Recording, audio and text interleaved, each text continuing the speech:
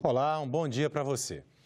A Comissão Senado do Futuro está promovendo o ciclo de palestras 2022, o Brasil que queremos, com temas como políticas ambientais, educação, economia, ciência e tecnologia. Ontem, o assunto da vez foi empreendedorismo. Acompanhe na reportagem de Karine Beluso.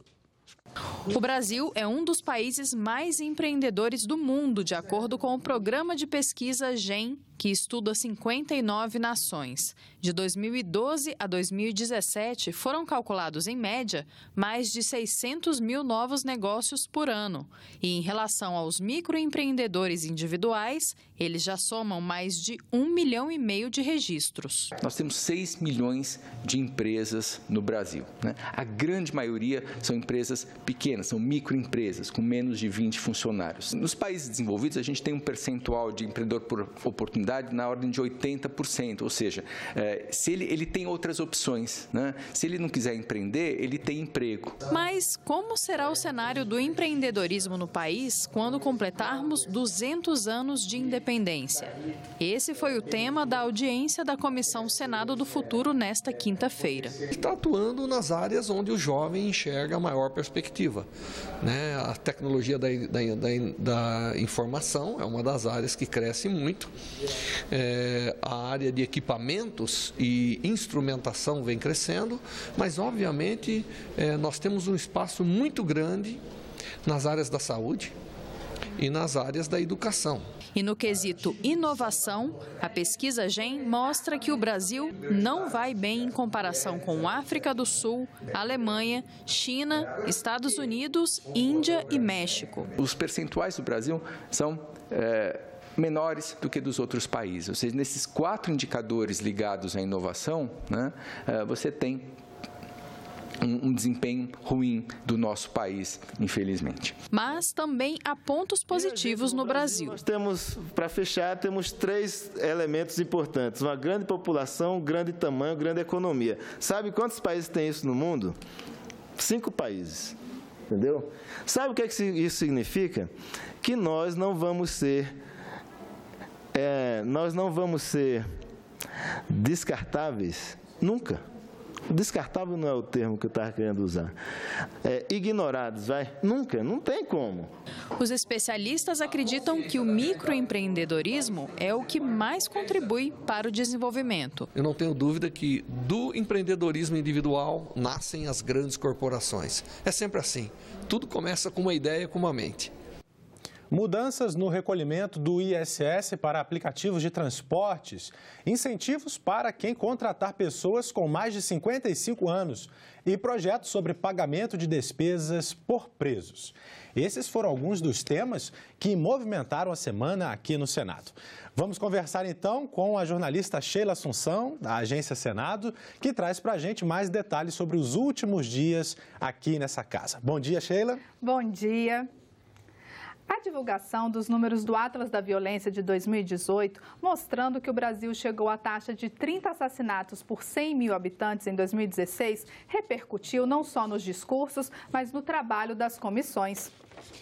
A Comissão de Constituição e Justiça aprovou 2 projetos relativos ao sistema prisional. Um deles obriga o preso a ressarcir o Estado pelos gastos com a manutenção dele no presídio. E o outro projeto prevê a construção de colônias agrícolas para o cumprimento de penas por crimes cometidos sem violência no regime semiaberto. Agora, Sheila, vale deixar claro que esses 2 projetos podem ir direto para a Câmara se não houver recurso para serem votados no plenário, não é isso? Exatamente, Tiago. Agora, deixa eu te perguntar uma coisa. Você costuma usar o Uber, o Cabify ou outros aplicativos de transporte? Sim, de vez em quando, sim.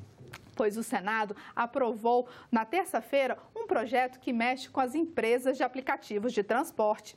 De acordo com o PLS 493 de 2017, o ISS será cobrado pelo município do local do embarque do usuário e não onde está sediada a empresa de tecnologia, como ocorre atualmente. O objetivo da proposta é melhorar a distribuição dos recursos pelas diferentes cidades do país.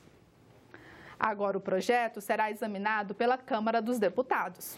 E tem mais algum destaque nessa semana? Olha, tenho sim, Tiago. Eu vou falar agora de um projeto que beneficia quem está à procura de emprego. A Comissão de Direitos Humanos aprovou um projeto que estabelece cotas e políticas de incentivo às empresas para a contratação de trabalhadores com mais de 55 anos de idade. O PLS 236 de 2017 ainda será analisado pela Comissão de Assuntos Sociais antes de seguir para a Câmara dos Deputados. É uma boa iniciativa, já que tem muita gente precisando de emprego no país. É verdade. Agora, Tiago, eu vou ficando por aqui, mas eu deixo o recado para quem quiser saber tudo o que acontece no Senado. Basta acessar nosso portal de notícias, senado.leg.br/notícias, para ter acesso a vídeos, fotos, áudios e textos sobre o que o Senado está discutindo e votando, que afeta a vida de todos nós. Até a próxima semana. Até a próxima semana, Sheila. O Supremo Tribunal Federal suspendeu o início do voto impresso nas eleições de 2018. Senadores favoráveis à decisão citam economia de recursos públicos. Já os contrários alegam a necessidade de transparência. Com o argumento de que o voto impresso viola o sigilo, caso a urna apresentasse algum problema técnico, a Procuradoria-Geral da República recorreu ao Supremo Tribunal Federal contra essa norma da mini-reforma eleitoral de 2015. Por 8-2, os ministros do STF acataram um pedido de liminar para suspender a impressão do voto nas eleições de outubro de 2018. Para a senadora Gleice Hoffmann, a decisão foi acertada. Eu acho positivo, eu não vejo por que fazer hoje impressão de voto. Nós temos um sistema que é considerado muito seguro, um dos mais seguros do mundo. Aliás, vários países vêm aqui ver sobre o sistema brasileiro. Temos condições de ter fiscalização efetiva. Você fazer a impressão de votos é gastar mais, né? Gastar papel, gastar tempo. Já a senadora Ana Amélia lamentou a suspensão do voto impresso. Lamento profundamente o entendimento equivocado da Procuradora-Geral da República, Raquel Dodge, e do próprio Ministério Público em relação a esse tema. Em nenhum momento, quando se fala em impressão de voto, alguém sairá com um papelzinho com o nome do candidato que votou. É uma consulta que está ali comprovado. Apenas em caso de dúvida, você abre aquela impressora para checar se aquele voto confirma ou não o voto do eleitor que ele fez eletronicamente. Com a decisão do Supremo, o presidente do Tribunal Superior Eleitoral, o ministro Luiz Fux, anunciou o cancelamento da compra de 30 mil impressoras ao custo de R$57 milhões, que seriam usadas nas eleições de outubro. Em 2015, por ocasião da aprovação da lei, a Justiça Eleitoral estimou um gasto de R$2,5 bilhões ao longo de 10 anos com a aquisição de 550 mil equipamentos. A decisão é liminar, ou seja, provisória. O plenário da Suprema Corte deverá se manifestar sobre o mérito da ação. Apesar de não ter uma data para o julgamento, a suspensão do voto impresso vai valer para as eleições gerais de outubro. O Senado vai homenagear hoje o centenário de nascimento do ex-senador, ex-deputado federal, advogado e jornalista Emival Ramos Caiado. A sessão especial vai ser realizada a partir das 10 horas da manhã. Como deputado federal, Emival Caiado foi autor da lei que fixou a data de mudança da capital brasileira do Rio de Janeiro para Brasília, determinando que Brasília deveria ser inaugurada no dia 21 de abril de 1960.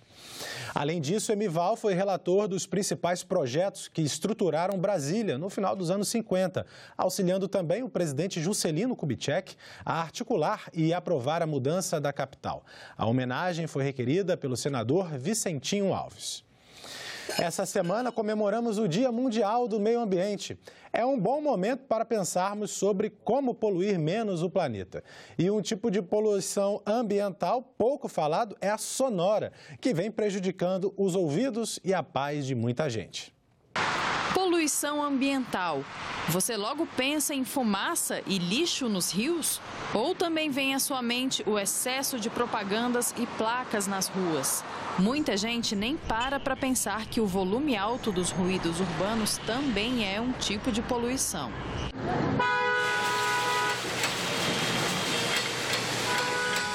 O ruído é o segundo tipo de poluição ambiental que afeta mais as pessoas, depois da poluição do ar. E a grande diferencial da poluição ambiental é que da poluição sonora é que as pessoas não percebem que elas estão sujeitas a esse tipo de problema ambiental. Esses barulhos incômodos da rotina das cidades maiores durante o dia vão desde os motores dos automóveis, carros de som, buzinas, até o alto volume dos equipamentos usados em obras. Além da possibilidade de causar um desequilíbrio no ecossistema, ao assustar animais afetando seu bem-estar e sua reprodução, a poluição sonora tem um impacto na saúde e na qualidade de vida do ser humano. Acima de 80 decibéis já são ruídos que podem trazer danos ao seu corpo, ao seu ouvido. Pode trazer surdez, que é o que a gente chama de perda auditiva induzida ao ruído, que é a perda auditiva justamente ocasionada pela exposição crônica a essa poluição sonora, a esses sons do meio ambiente. Pode trazer estresse, dificuldade de sono, dificuldade de concentração, alterações na pressão arterial, alterações físicas e emocionais. Mas a polêmica começa mesmo de noite. É quando bares e restaurantes aumentam a música, a conversa anima e a vizinhança só quer descansar. O Hugo conta que ele e os moradores de mais 15 apartamentos deste prédio em Brasília enfrentam problemas todas as noites por causa do barulho de um bar ao lado. As reclamações não adiantam. Eles até deixaram um recado na porta da entrada do edifício. Sem estar ouvindo barulho de lá de fora, sem estar ouvindo gritaria, pessoas exaltadas, a gente quer estudar, né? Gostaria de ter um momento de lazer lá em cima, assistir alguma coisa, né? Dormir. A Associação Brasileira de Bares e Restaurantes defende equilíbrio e bom senso, mas não deixa de ressaltar que o empresário sofre quando a lei do silêncio é muito rigorosa. A gente não pode colocar o morador contra o comerciante. Pelo contrário, a gente tem que buscar uma lei e regras de convívio que permita que as atividades funcionem e, ao mesmo tempo, que as pessoas também tenham direito ao descanso, direito ao silêncio na hora de dormir. O Congresso analisa alguns projetos que sirvam de base para estados e municípios criarem as suas próprias leis. Atualmente, as normas técnicas da ABNT dão uma orientação. Em termos de normatização, o que a gente tem seria suficiente nessa percepção. O que não existe, então, é um consenso se é crime ou se é contravenção. Cabe à União estabelecer normas gerais, válidas em todo o território nacional, aos estados e aos municípios, então, suplementar isso, né? Complementar a parte mais específica, né? Para suas adaptando essa norma federal, essa baliza mínima, às suas realidades locais. Nós temos que ser muito cuidadosos para, no afã de defender a boa saúde, a gente não está aqui prejudicando organizações como organizações religiosas, que, para mim, precisam ser respeitadas. Mas temos que cuidar também do cidadão, da saúde de todos nós, especialmente quando você tem um excesso de som que pode causar, inclusive, danos às pessoas. A senadora Vanessa Graziotin lembra de um exemplo daqui de dentro. Há cerca de 3 anos, o som da campainha que chama os parlamentares para as votações no plenário foi modificado. Não mudaram apenas o volume, mas também o tipo da campainha. Ela ficou muito mais suave. Ouvir aquela campainha daquele jeito era terrível. Então, isso é um exemplo da necessidade de levarmos em consideração também o ambiente saudável do ponto de vista da audição dos sons. Agora é hora de saber os destaques do programa Parlamento Brasil desta sexta-feira. E quem traz as informações é o jornalista Hermes Coelho. Olá, a gente parou um pouco as gravações do Parlamento Brasil para trazer para você os destaques do programa que estreia logo mais às 8 da noite. Uma das reportagens mostra a parceria entre o poder público e a iniciativa privada para fazer com que detentos da penitenciária regional curitibanos possam trabalhar enquanto cumprem pena em Santa Catarina. Então, só o fato de se sair de uma cela para prestar qualquer tipo de serviço fora da cela, todo preso já se sente com 10, 20% de liberdade a mais, né? Só o fato de sair de dentro da cela.